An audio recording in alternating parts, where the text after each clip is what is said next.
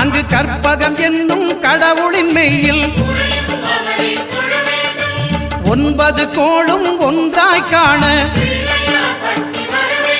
அங்கு கற்பகம் என்னும் கடவுளின் மெய்யில்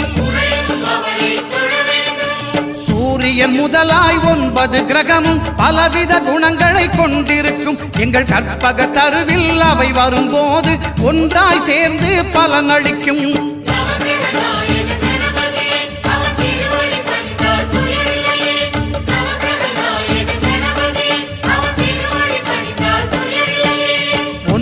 கோளும் ஒன்றாய் காண